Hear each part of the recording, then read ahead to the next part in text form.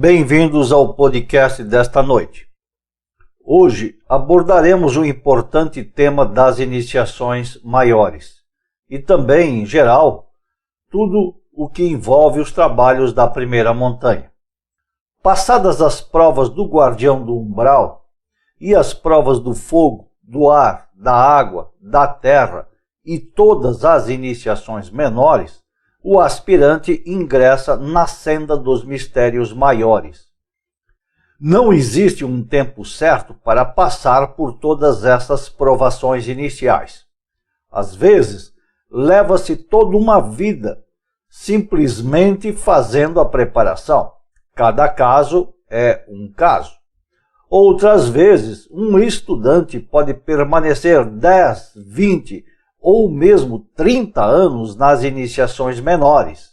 E, de repente, quando já está para desistir de tudo, ao fim de sua vida, é admitido na senda dos mistérios maiores. E aí, então, em pouquíssimo tempo, alcança a quinta maior, ou mesmo as iniciações venustas. Caso se trate de um bodhisattva antigo, tendo já levantadas a sexta e a sétima serpentes em outros tempos, em poucos meses, poderá então se ver como um iniciado de sétima maior. Mais ainda, se for um antigo caminhante da via reta, logo a seguir ingressa nas iniciações venustas, igualmente concluindo-as rapidamente. Portanto, deixamos aqui um aviso muito importante. A iniciação é interna. Quem recebe as iniciações é o íntimo. Aqui neste mundo físico de carne e osso sempre seremos meras criaturas humanas e ninguém jamais percebe quem é quem e que posição hierárquica ocupa no cosmos. Existem grandes diferenças entre aqueles que percorrem a via iniciática pela primeira vez e aqueles que já são veteranos, ou seja, aqueles que estão percorrendo a senda pela terceira, quarta ou quinta vez. Por todos esses motivos, não se pode comparar as iniciações. Cada um as vive segundo o seu raio e seu atributo particular, obedecendo a uma didática própria, dada pelo Pai ou pela Mãe Divina. A senda iniciática no geral, sim, se diz que é igual para todos, porém, cada estudante passará por provas e provações bem específicas. Para que fique bem claro, a primeira montanha compreende todo o período preparatório, as iniciações menores, as iniciações maiores e as iniciações venustas. Aqueles que em passadas vidas já elaboraram corpos solares, agora apenas refazem esses trabalhos, purificam os corpos e atualizam seus poderes. A caminhada para esses é bem mais rápida. Aqueles que nunca elaboraram seus corpos solares anteriormente, claro que terão o avanço mais lento, porque precisam fazer tudo desde o zero radical, mas em compensação terão provas menos rigorosas. Aqueles que já construíram corpos solares em vidas anteriores nem precisam obrigatoriamente ingressar ou passar pela forja ardente de Vulcano, expressão essa que significa praticar alquimia sexual. Mas, se tiverem oportunidade de trabalhar com a alquimia, terão seus trabalhos ainda mais acelerados ou ainda melhor elaborados. Repetimos, não obrigatoriamente precisam praticar alquimia novamente. Basta viver a disciplina iniciática que muitas vezes falamos aqui nesses encontros. Fazer obras de caridade, viver retamente, morrer em defeitos, crescer em virtudes. As principais virtudes para despertar Kundalini são castidade, santidade, pureza, mística, humildade, verdade, respeito, que em seu conjunto formam isso que denominamos conduta reta ou conduta perfeita. Kundalini, depois de despertada, sobe pelo canal central da coluna vertebral, despertando, ativando e desenvolvendo os poderes dos chakras. Quando a primeira serpente sagrada atinge a raiz do nariz, fazendo contato com o átomo do Pai no interior da cabeça, o candidato recebe a primeira iniciação maior. Todo mestre de mistérios maiores recebe a espada flamejante, que lhe dá poderes sobre os 4 elementos da natureza. Todo mestre de mistérios maiores recebe um trono para mandar e um templo para oficiar. O nascimento de um mestre é um acontecimento simples e natural. Há iniciados neste mundo que nem sabem ou se dão conta que são mestres de mistérios maiores, porque estão com a consciência adormecida. A iniciação é da alma. Não é a personalidade humana, não é o ego, não é o quaternário inferior que recebe a iniciação, mas sim aquele que está em lugar secreto, dentro de nós, nos mundos internos. Muitas pessoas imaginam que a iniciação é algo fantástico, cheia de efeitos especiais.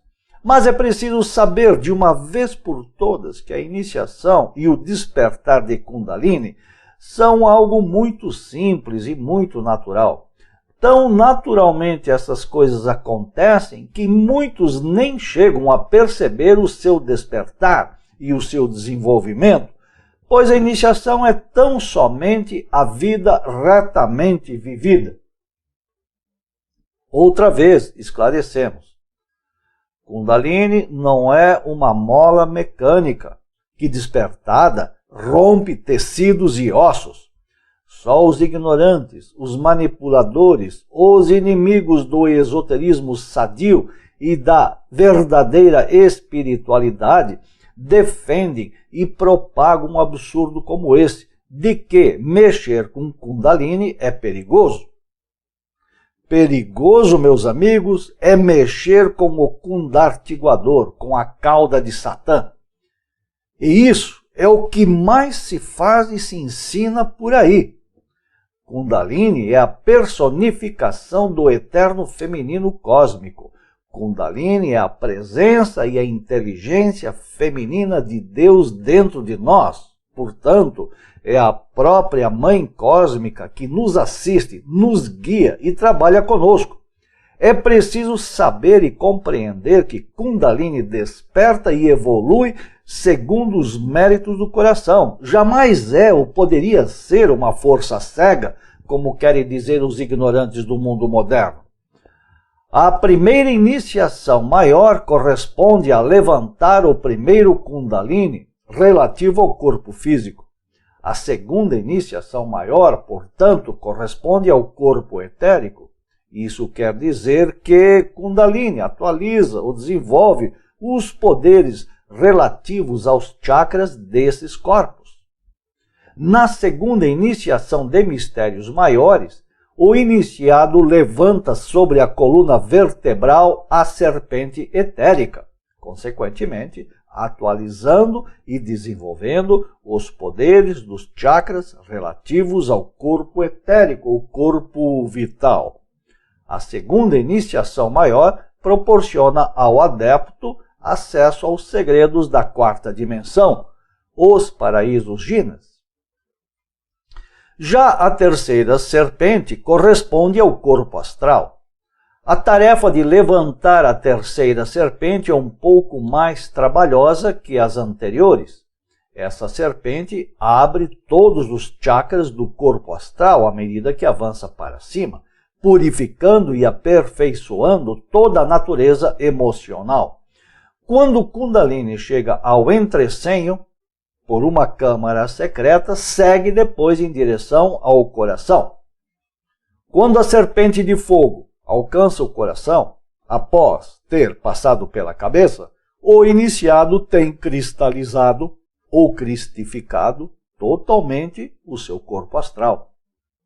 Este é o Soma Eliakom, o corpo solar, A partir do momento em que o possuirmos, a viagem astral será real e verdadeira, ou pelo menos possível. A humanidade, as pessoas de um modo geral, possuem apenas o corpo astral lunar, forjado pela natureza. Com a terceira iniciação concluída, o adepto ganha o direito de percorrer e visitar todo o mundo astral. Sem haver criado ou gerado o autêntico corpo astral solar, não há como se deslocar pela quinta dimensão ou pela dimensão astral. Equivocam-se aqueles que ensinam por aí o desdobramento do corpo astral. Na verdade, estão apenas aprendendo a desdobrar o ego, a viajar com o corpo de desejos ou com o corpo lunar pelas regiões do astral inferior. Os elevados planos espirituais da dimensão astral só podem ser visitados com o traje das Bodas, o corpo astral solar. Já a quarta iniciação maior corresponde ao corpo mental. Geralmente é a mais longa e difícil de todas as iniciações maiores, devido a que nessa iniciação devemos limpar nossa mente. Como sabemos, a mente é o arquivo e o depósito de todas as nossas experiências passadas. É na mente que se encontram os piores egos. Por isso, essa iniciação é bem trabalhosa. A serpente de fogo deverá subir pela coluna vertebral do corpo mental para atualizar e desenvolver todos os poderes e conhecimentos encerrados nos chakras e nas próprias vértebras desse corpo. Durante essa iniciação, estuda-se toda a ciência da mente cósmica. Na quarta iniciação maior, deve-se limpar todo o inferno atômico que cada um traz dentro de si.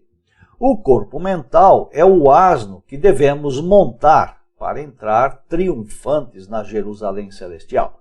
A mente protoplasmática, criada pela natureza, está sob o comando do guardião do umbral.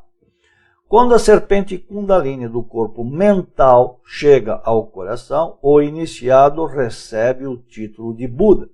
Nos mundos superiores da natureza, há uma grande festa em homenagem ao nascimento de um novo Buda da humanidade. Receber o grau de Buda equivale a se libertar dos 4 corpos protoplasmáticos fabricados pela natureza desde os estágios elementais.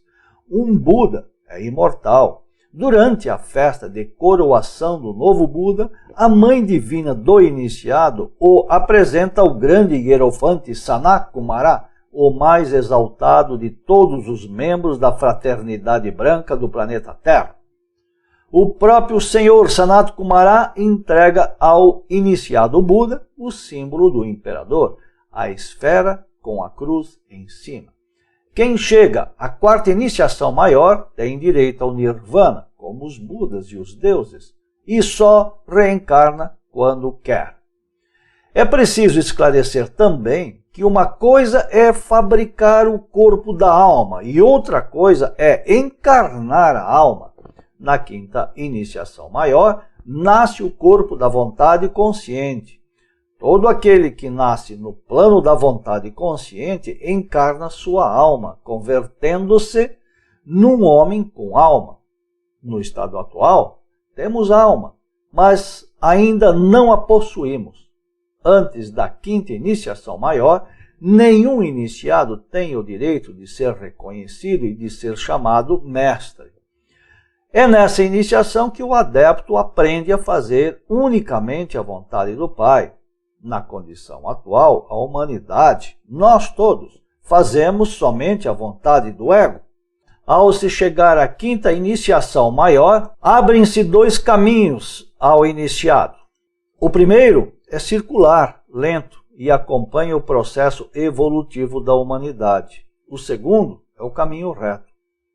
O iniciado que escolher o caminho reto deve renunciar ao Nirvana, ou seja, a todas as felicidades, graus e hierarquias a que tem direito. Quem escolhe o caminho reto permanece neste vale de lágrimas trabalhando em prol da humanidade. O iniciado que escolhe o caminho espiralado reencarna de tempos em tempos para cumprir uma missão, retornando depois por milhares de anos ao Nirvana. A sexta iniciação maior corresponde ao corpo búdico, a sétima ao corpo de Atman. Existe ainda uma oitava iniciação, que é o refinamento, ou a purificação, ou ainda a qualificação de todos esses corpos. Aqui terminam as iniciações de fogo. Para aqueles que elegeram o caminho reto, na quinta maior, logo após a conclusão da oitava iniciação maior, tem início a primeira iniciação venusta. Mas isso é tema para nosso próximo encontro. Portanto, até aqui nossas palavras desta noite. Voltaremos em 3 minutos para responder as perguntas e comentar as questões que nos forem apresentadas. Obrigado.